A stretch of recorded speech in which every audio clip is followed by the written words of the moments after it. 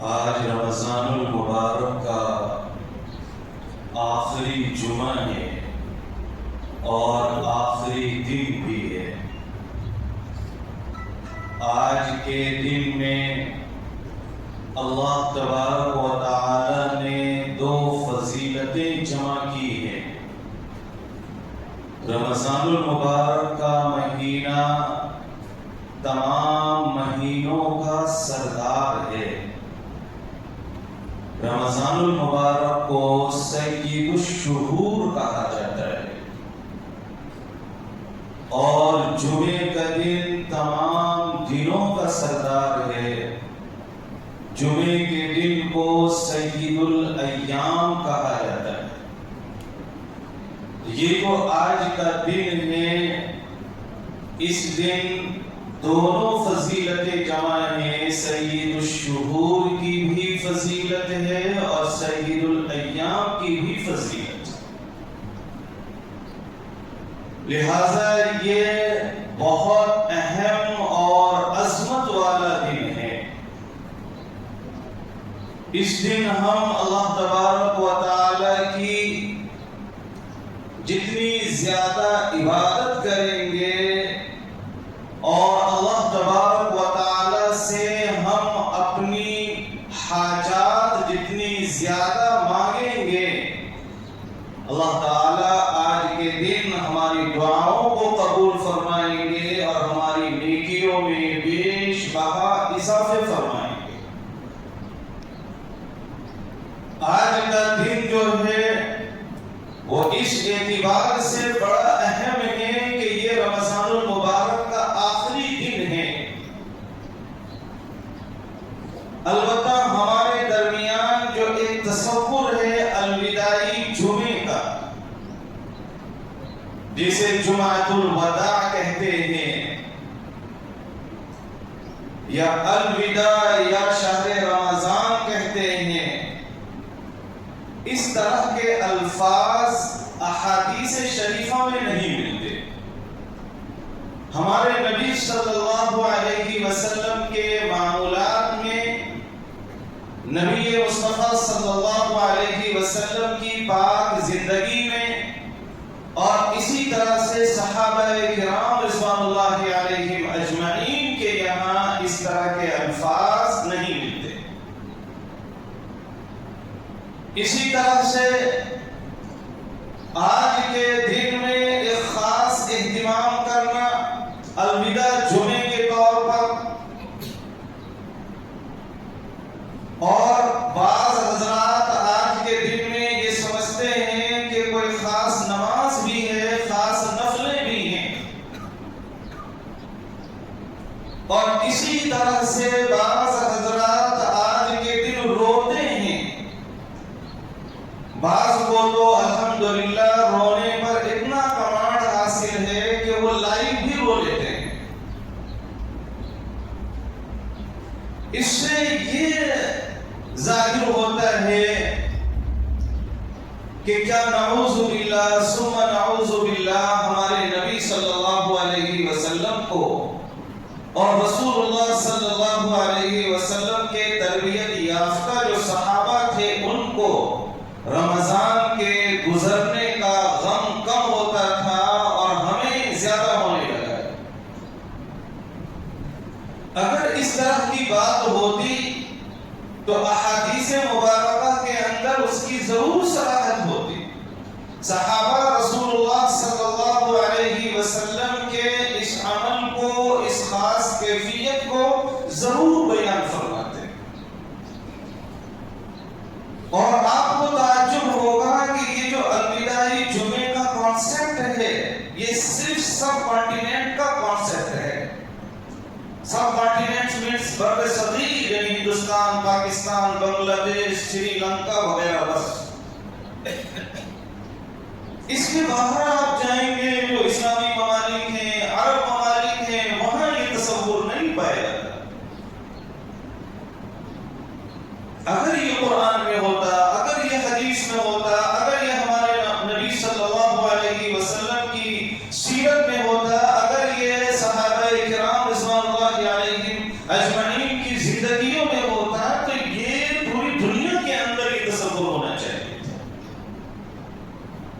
دراصل ہمارا مزاج یہ ہو گیا ہے کہ کچھ رسمیں ہم ادا کر لیں اور اس طرح سے ہم اپنی مسلمانی کو ثابت کر لیں. جیسے سال میں ایک مرتبہ نبی صلی اللہ علیہ وسلم کے ساتھ ہمارا عشق جاگتا ہے،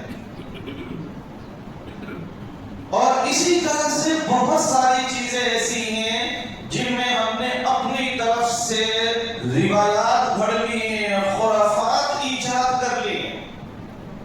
جیسے شاعر نے کہا کہ حقیقت روایات میں کھو گئی، یہ امت خرافات میں کھو گئی. تو یہ جو الوداعی جمعے کا تصور ہے، یہ اسلام میں تصور نہیں ہے. جو کرنے کا کام ہے وہ ہمیں کرنا چاہیے. کرنے کا کام یہ ہے کہ اس آخری عشرے میں ہمارے نبی صلی اللہ علیہ وسلم دنیا کی تمام مصروفیات سے کٹ کر علیحدہ ہو کر اللہ کی بارگاہ میں آ کر پڑ جاتے تھے، اعتکاف فرماتے تھے، دن میں عبادت فرماتے تھے، راتوں کو عبادت کرتے تھے، پوری رات جاگ کر عبادت کرتے تھے. یہ جو ہے ہم میں سے بہت کم لوگوں کو یہ توفیق ہوتی ہے. آپ ہر مسجد کا جائزہ لے لیں، کسی مسجد میں ایک اعتکاف کرنے والے ملیں گے، کسی میں 2، کسی میں 3، اور وہ پورا محلہ، پورا علاقہ مسلمانوں سے بھرا ہوا ہے. ہماری راتیں بجائے مسجد میں گزرنے کے بازاروں میں، ہوٹلوں میں، سڑکوں پہ، دکانوں پہ گزر رہے ہیں.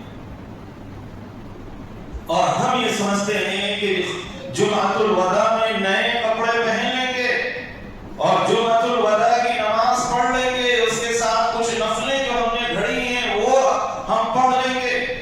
جمعۃ الوداع مبارک کے میسیجز ایک دوسرے کو شیئر کر لیں گے، بس جمعۃ الوداع کا حق ادا ہو جائے گا، آخری عشرے کا حق ادا ہو جائے گا، رمضان کا حق ادا ہو جائے گا، ہماری مسلمانی ثابت ہو جائے گی، رمضان سے ہماری محبت ثابت ہو جائے گی. اس کے اوپر رونے والا ایموجی کا جو ہے ریئیکٹ کر دیں گے، بس ہمارے دل کی کیفیات کا اظہار ہو جائے گا.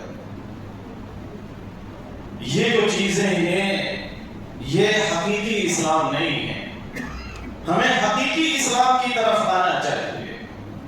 اور سب سے اہم بات یہ ہے کہ ہم رمضان کو الوداع کہنے کے بجائے، جمعے کو الوداع کہنے کے بجائے اپنی فکر کریں، اپنے بارے میں سوچیں. یہ رمضان نیکسٹ ایئر بھی آئے گا، ضرور آئے گا. ابھی تو آئے گا، ابھی قیامت اتنی جلدی نہیں آئے گی، عیسیٰ علیہ السلام نہیں آئے گا. تو نیکسٹ ایئر تو کم از کم رمضان ضرور آئے گا. ہم نیکسٹ ایئر میں رہیں گے نہیں رہیں گے اس کی کوئی گارنٹی ہے کسی کے پاس؟ کوئی گارنٹی نہیں. برتھ سرٹیفکیٹ ہے ہمارے پاس، ایکسپائری سرٹیفکیٹ ابھی نہیں بنا ہے. کس کی ایکسپائری کب ہو جائے گی، کس کی ڈیتھ کب ہو جائے گی، کس کی موت کب ہو جائے گی، نہیں پتا. تو ہم بجائے رمضان کو الوداع کہنے کے، جمعے کو الوداع کہنے کے، ہم اپنے بارے میں سوچیں کہ ہم آئندہ سال رہیں گے یا نہیں رہیں گے. آئندہ رمضان جو آئے گا اگلے سال، وہ رمضان ہمیں میسر ہوگا یا نہیں ہوگا؟ اس رمضان کی برکتیں، اس کی رحمتیں ہمیں ملیں گی یا نہیں ملیں گی؟ اس کی ہمیں فکر کرنی چاہیے اور اس کے بارے میں ہمیں جو ہے سوچنا چاہیے، سنجیدگی کے ساتھ سوچنا چاہیے، اس پر غور کرنا چاہیے.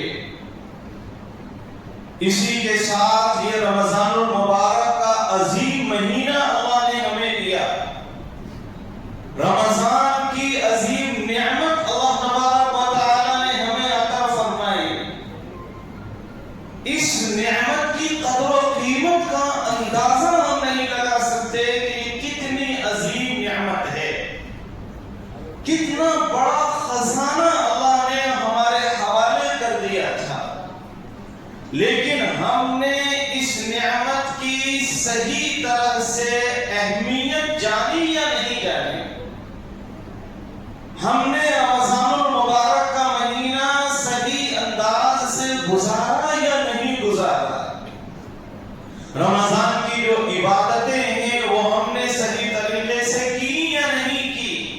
اور اگر ہم نے رمضان المبارک میں عبادتیں کی بھی ہیں اللہ کی توفیق سے، تو اب یہ گھڑی اس بات کا تقاضا کرتی ہے کہ ہم اس فکر میں رہیں کہ اللہ ہماری وہ عبادتیں قبول کر لے۔ ہم نے جو روزے رکھے ہیں، سحر میں جاگے، افطار کیا، نمازیں پڑھی، تلاوت کی اور تراویح پڑھی ہے، اس طرح سے تہجد کی نماز کی ہمیں توفیق ملی، تو یہ جو رمضان کی ساری عبادتیں ہم نے کی ہیں، یہ عبادتیں اللہ قبول فرما لے، اس کی فکر ہونی چاہیے۔ ایک حدیث شریف میں رسول اللہ صلی اللہ علیہ وسلم کا ارشاد گرامی منقول ہے، رب صائم لیس له من صیامہ الا الجوع۔ بہت سے روزے دار ایسے ہیں کہ جن کو ان کے روزے میں سے سوائے بھوکا رہنے کے کوئی حصہ نہیں ملتا۔ وَرُبَّ قَائِمٍ لَيْسَ لَهُ مِنْ قِيَامِهِ إِلَّا السَّهْرُ۔ بہت سے تراویح پڑھنے والے، تہجد پڑھنے والے ایسے ہیں کہ جن کو رات کے جاگنے کے علاوہ کچھ ہاتھ نہیں آتا، یعنی یہ روزے دار ایسے ہیں کہ ان کو روزے کے اوپر اللہ کی طرف سے کوئی ثواب نہیں ملنے والا ہے، کوئی انعام نہیں ملنے والا ہے۔ یہ تراویح پڑھنے والے، تہجد پڑھنے والے ایسے ہیں کہ ان کی تراویح اور ان کا تہجد اللہ کی بارگاہ تک نہیں پہنچا، اللہ کے یہاں اس کو قبولیت عطا نہیں ہوئی۔ تو ہمیں ڈرنا چاہیے کہ ہم نے جو روزے رکھے ہیں وہ روزے قبول ہوئے یا نہیں ہوئے۔ ہم نے جو تراویح پڑھی ہیں، ہم نے جو تلاوتیں کی ہیں، ہم نے جو دیگر عبادتیں کی ہیں، وہ عبادتیں ہماری قبول ہوئی ہیں یا نہیں ہوئی ہیں، اس کے بارے میں ہمیں ڈرنا چاہیے۔ اور اس آخری دن میں ہمیں اللہ تبارک و تعالی سے رو رو کر دعا کرنی چاہیے کہ یا اللہ ہمارے رمضان کو قبول فرمائے، ہمارے روزوں کو اور ہماری تراویح کو، تہجد کو، تلاوت کو اور دیگر عبادتوں کو قبول فرمائے۔ نبی مصطفیٰ صلی اللہ علیہ وسلم کی پوری زندگی عبادتوں سے معمور ہے۔ ہمارے نبی صلی اللہ علیہ وسلم کا ہر عمل مقبول ہے۔ کسی عمل کے بارے میں نہیں کہا جا سکتا کہ کوئی عمل ایسا ہو جو مقبول نہ ہو۔ ہر عمل رسول اللہ صلی اللہ علیہ وسلم کا بارگاہ الہی میں قبولیت سے سرفراز ہوتا ہے۔ اس کے باوجود جب آخری وقت رسول اللہ صلی اللہ علیہ وسلم کا آیا تو اللہ تبارک و تعالی نے یہ آیت نازل فرمائی، فَسَبِّحْ بِحَمْدِ رَبِّكَ وَاسْتَغْفِرْ۔ اب موقع یہ آ گیا ہے کہ آپ اپنے رب کی حمد کی تسبیح بیان کریں، اپنے رب کی تعریف کی تسبیح بیان کریں اور اپنے رب سے استغفار کریں، وَاسْتَغْفِرْهُ، اور اللہ سے استغفار کریں، تاکہ آپ نے جو یہ پوری زندگی گزاری ہے، یہ زندگی کے تمام اعمال اللہ کے پاس مقبول ہوں۔ اور یہ پیغام ہے رسول اللہ صلی اللہ علیہ وسلم کے واسطے سے پوری امت کو، امت کے ایک ایک فرد کو، کہ جب وہ اپنی زندگی کے آخری پڑاؤ میں ہوں تو انہیں اللہ کی طرف رجوع زیادہ کرنا چاہیے، استغفار کی کثرت کرنی چاہیے۔ اسی طرح سے ہمارے نبی صلی اللہ علیہ وسلم کا معمول تھا کہ جب بھی نماز سے آپ صلی اللہ علیہ وسلم فارغ ہوتے تو 3 مرتبہ استغفار پڑھتے ہیں، 3 مرتبہ استغفار پڑھتے ہیں۔ یہ اسی لیے کہ ابھی جو ہم نے نماز ادا کی ہے، اس نماز میں کوئی کمی رہ گئی ہو، کوتاہی ہو گئی ہو، تو اللہ ان تمام کمیوں کو، کوتاہیوں کو معاف فرمائے اور اس نماز کو اللہ تبارک و تعالی قبول فرمائے۔ اسی طرح سے یہ جو آخری دن ہے رمضان المبارک کا، اور یہ جو آخری جمعہ ہے، اس میں ہمارے لیے کرنے کا کام یہ ہے کہ ہم اللہ تبارک و تعالی کے سامنے روئیں، گڑ گڑائیں، استغفار کی کثرت کریں، تاکہ اللہ تبارک و تعالی ہمارے روزوں کو قبول فرما لے، ہماری تراویح کو، تلاوتوں کو اور دیگر عبادتوں کو قبول فرما لے۔ ہم سے جو کمیاں رہ گئی ہیں، کوتاہیاں ہو گئی ہیں، اللہ تبارک و تعالی ان کمیوں کو اور کوتاہیوں کو معاف فرما لے۔ یہ نہ سمجھے کوئی انسان کہ ہم سے تو بہت کمی ہو گئی ہے۔ اگر حتیٰ کہ کسی نے کوئی روزہ بھی مس کر دیا ہے یا ایک سے زیادہ روزے مس کر دیے ہیں، تراویح کا پورے طور پر اہتمام نہیں ہوا ہے، یا اور بھی بہت ساری غلطیاں ہو گئی ہیں رمضان المبارک کے مہینے میں، تو ایسے بندے کو بھی مایوس ہونے کی ضرورت نہیں ہے۔ اللہ کی بارگاہ میں توبہ کرے، اللہ سے معافی چاہے۔ اللہ تبارک و تعالی ماں سے زیادہ محبت کرتے ہیں اپنے بندوں سے۔ اللہ تبارک و تعالی اس بندے کے گناہوں کو بھی اور اس کی غلط حرکتوں کو بھی اور اس کی غفلت اور لاپرواہیوں کو بھی معاف فرمائے۔ مایوس ہونے کی ضرورت نہیں۔ لہذا آج کے دن ہمیں استغفار کی کثرت کا اہتمام کرنا چاہیے۔ اسی طرح سے آج کے دن ہمیں یہ یاد رکھنا چاہیے کہ یہ جو رمضان المبارک کا مہینہ آیا اور رمضان المبارک کا مہینہ جانے کو ہے، اس سے ہمیں کیا سبق ملا؟ رمضان کے مہینے میں ہماری کیا تربیت ہوئی؟ رمضان کا مہینہ کیوں اللہ تبارک و تعالی نے ہمیں دیا تھا؟ رمضان کا سبق کیا تھا؟ رمضان کے سبق کو، رمضان کی تربیت کو یاد رکھنا یہ بھی ہمارے لیے بہت ضروری ہے۔ رمضان کے سبق میں سے سب سے اہم سبق ایک یہ ہے کہ ہم اپنے اوپر کنٹرول رکھیں۔ اللہ تبارک و تعالی نے رمضان المبارک میں اس طرح کی عبادتیں ہم سے کروائیں جو محنت طلب تھی، جو مشقت کی متقاضی تھی، جو مجاہدات کے اوپر مبنی تھی۔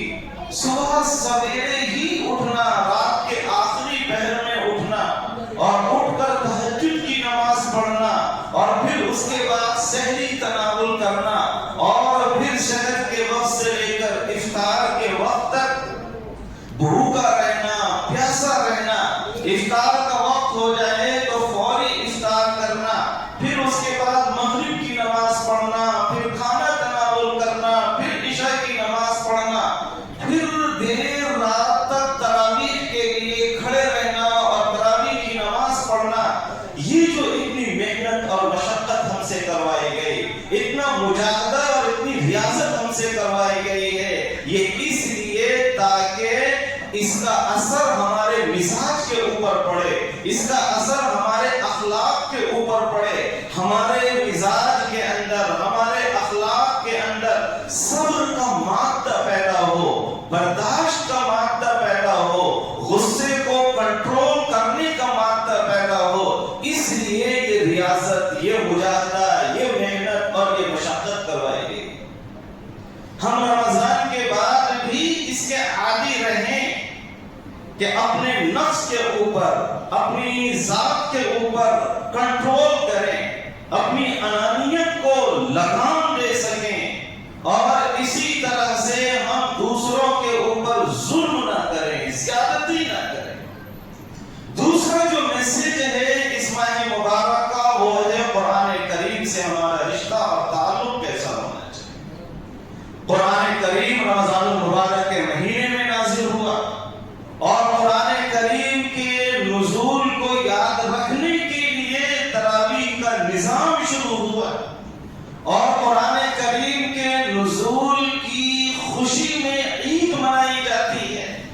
تو یہ جو رمضان المبارک کا مہینہ ہے یہ ہمیں سبق دیتا ہے کہ ہمارا رشتہ قرآن کریم سے مضبوط ہونا چاہیے. ہم خود بھی قرآن کریم کی تلاوت کریں، گھروں میں بھی قرآن کریم کی تلاوت کا اہتمام کروائیں، قرآن کریم کو ہم سمجھیں، سمجھ کر ہم قرآن کریم کو پڑھیں، قرآن کریم کے اوپر ہم عمل کریں، قرآن کریم کی ہم تبلیغ کریں. ہم جس ملک کے اندر رہتے ہیں جہاں ہم مائنورٹی میں ہیں، ایک بڑا طبقہ اللہ کے بندوں کا ہی ایسا ہے جو اللہ کو نہیں جانتا، جو صحیح دین کو نہیں جانتا، صحیح راستے کو نہیں جانتا، جو قرآن کو نہیں جانتا. ان تک قرآن پہنچانے کے لیے ہم نے کتنی محنت کی ہے؟ کیا ہم نے ان تک قرآن کریم کو پہنچایا؟ اللہ کی کتاب پہنچایا، ان تک قرآن کریم کو پہنچانا یہ تو بہت دور کی بات ہے. ہم نے اپنے آپ کو بھی قرآن کریم تک نہیں پہنچایا. یہ لمحہ فکریہ ہے کہ ہم مسلمان ہونے کے باوجود، ہمارے پاس کتاب ہدایت ہونے کے باوجود، ہمارے پاس قرآن کریم ہونے کے باوجود، کامیابی کی ضامن کتاب ہونے کے باوجود ہم اس کتاب سے ناشنا ہیں، ہم اس کتاب سے غافل ہیں. ہمیں نہیں معلوم کہ اس کے اندر اللہ تبارک و تعالیٰ نے کتنے خزانے عطیات فرمائے. ہم نے خود اپنے آپ کو قرآن سے دور رکھا ہوا ہے. تو جب ہم خود قرآن کریم سے دور ہیں تو پھر ہم اپنے غیر مسلم بھائیوں تک قرآن کریم کو کس طرح سے پہنچا سکتے ہیں؟ لہذا ضرورت اس بات کی ہے کہ ہم قرآن کریم سے اپنا رشتہ مضبوط کریں، قرآن کی تلاوت کریں، قرآن کو سمجھیں، قرآن پر عمل کریں، قرآن کی تبلیغ کریں. اسی طرح سے ایک اور تیسرا میسج رمضان المبارک سے ہمیں یہ ملتا ہے کہ یہ مہینہ جو ہے وہ مواسات، غمخواری اور ہمدردی کا مہینہ. اس مہینے میں اللہ تبارک و تعالیٰ سے روزے کے ذریعے انسان کو صبح سے لے کر شام تک جو بھوکا رکھتے ہیں، پیاسا رکھتے ہیں، اس لیے تاکہ جو غریب طبقے کے لوگ ہیں وہ کس طرح سے سروائیو کرتے ہیں، وہ کس طرح سے زندگی گزارتے ہیں. جب ان کے گھر میں ایک وقت کھانے کو رہتا ہے، دوسرے وقت کھانے کو نہیں رہتا، ان کی کیا کیفیات ہوتی ہوگی، اس کا ہم احساس کر سکیں، اس کا ہم ادراک کر سکیں. لہذا ان کے ساتھ ہم خیر خواہی کریں، ان کے ساتھ ہم ہمدردی کریں. ہمیں اللہ نے نعمتیں دی ہے، مال دیا ہے، دولت دی ہے، تو ہم شادیوں کے نام پر، فنکشنوں کے نام پر اور تقریبات کے نام پر اور اسی طرح سے نئے برانڈ کی چیزیں خریدنے کے نشے کے نام پر اپنی دولت کو آگ نہ لگائیں. مالدار لوگوں نے جس طرح سے اسراف کا ایک طریقہ جاری کیا ہے، اس کی وجہ سے غریبوں کے اوپر ایک تو غربت کی مار ہوتی ہے اور دوسرے ان کے اسراف کی وجہ سے بھی ان کی زندگی مزید دشواریوں کا اور تنگی کا سامان. یہ مالدار حضرات اپنی شادیوں میں جتنا پیسہ پانی کی طرح سے بہاتے ہیں، ایک غریب شخص اس کو افورڈ نہیں کر سکتا، لیکن معاشرے میں رہتے ہوئے اسے چاہ کر یا نہ چاہ کر اپنے معیار سے بہت اونچا اٹھ کر اپنا فنکشن کرنا پڑتا ہے، چاہے اس کے لیے اسے سود کیوں نہ لینا پڑے، چاہے اس کے لیے اسے اپنا گھر کیوں نہ بیچ دینا پڑے، لیکن اسے یہ کرنا پڑتا ہے اس لیے کہ ہمارا جو ایلیٹ طبقہ ہے، ہمارا جو اوپر کا طبقہ ہے، انہوں نے اپنی غلط عادتوں کی وجہ سے اس طرح کا کلچر سیٹ کر دیا ہے اور اس طرح کا ایک ٹرینڈ سیٹ کر دیا ہے جس کو مڈل کلاس ہو یا لوور کلاس کے لوگ ہوں، کسی نہ کسی طرح سے اس پر چلنے پر وہ مجبور ہیں. کتنی بیٹیاں ایسی ہیں، بچیاں ایسی ہیں جو ہمارے جو ہے یہ اپر کلاس کے لوگوں کی شادیوں کی وجہ سے مڈل کلاس کی، لوور کلاس کی بچیاں ایسی ہیں کہ ان کا نکاح نہیں ہوتا، ان کو کوئی قبول نہیں کرتا کہ ان کے گھر سے ہمیں کیا ملے گا. غربت کی وجہ سے ان کے پاس مناسب رشتے نہیں آتے، ان کی بددعائیں لگیں گی، لہذا اس سے ہمیں بچنے کی ضرورت ہے. یہ جو رمضان کا مہینہ ہے یہ اس بات کا سبق دیتا ہے کہ ہم غریبوں کے ساتھ ہمدردی اور خیر خواہی کریں. ایک ہمدردی اور خیر خواہی یہ کہ ہم اپنے پیسے کو کنٹرول سے خرچ کریں. دوسری ہمدردی اور خیر خواہی یہ ہے کہ ہم ان کے غم میں شریک ہوں، ان کی مشکلات کو دور کرنے کی، تکلیفوں کو دور کرنے کی کوشش کریں. رمضان المبارک کا ایک پیغام یہ ہے کہ یہ جو ایک مہینہ ہم نے گزارا ہے، اس کے ایک ایک اسٹیپ پر ہم نے مفتی صاحب کو فون کر کے مسئلہ معلوم کیا. یہ ہو گیا حضرت، اب کیا مسئلہ ہے، یہ ہو گیا حضرت، کیا ہونے والا ہے. یہ جو ہم نے رمضان کا مہینہ گزارا ہے اللہ سے ڈرتے ہوئے، گناہوں سے بچتے ہوئے، ہمیں یاد رکھنا چاہیے کہ یہ جو روزہ تھا یہ تو ایک مہینے کا روزہ تھا، لیکن مسلمان کا جو اصل روزہ شروع ہوتا ہے وہ بالغ ہونے کے بعد سے لے کر قبر میں جانے تک شروع رہتا ہے. یہ اتنا لمبا روزہ رہتا ہے، یعنی مسلمان کو ہر اسٹیپ پر، ہر قدم پر اللہ سے ڈرنا ہے. اللہ نے جن چیزوں سے منع کیا ہے ان چیزوں سے رکنا ہے. صرف رمضان میں نہیں، رمضان میں تو ٹریننگ دی گئی ہے کہ جیسے رمضان میں آپ اللہ سے ڈرتے ہیں، اللہ کا لحاظ کرتے ہیں، آپ کے ذہن و دماغ میں رہتا ہے کہ اللہ دیکھ رہے ہیں، باورچی خانے میں جا کر بھی پانی نہیں پیتے، غسل خانے میں چھپ کر بھی پانی پی کر روزہ نہیں توڑتے، یہ ذہن میں رہتا ہے کہ اللہ دیکھ رہا ہے. اسی طرح سے یہ پوری زندگی ذہن میں رہنا چاہیے کہ اللہ دیکھ رہا ہے. جب ہم کسی سے سودی کاروبار کریں تو یہ ذہن میں رہنا چاہیے. جب ہم کسی کا قرض لے کر واپس نہ کریں تو یہ ذہن میں رہنا چاہیے. جب ہم اپنی بہنوں کو ان کا حصہ نہ دیں تو یہ ذہن میں رہنا چاہیے. جب ہم اپنے والدین کی نافرمانی کریں تو یہ ذہن میں رہنا چاہیے. جب ایک بھائی دوسرے بھائی کے اوپر ظلم کرے تو یہ ذہن میں رہنا چاہیے. جب ہمارا مالدار طبقہ غریب طبقے کے اوپر ظلم کرے تو یہ ذہن میں رہنا چاہیے کہ اللہ دیکھ رہا ہے، اللہ کی پکڑ آ سکتی ہے. یہ رمضان کا پیغام ہمیں یاد رکھنا چاہیے، اور خاص طور پر جو آج کا دن ہے وہ توبہ اور استغفار کا دن ہے کہ ہم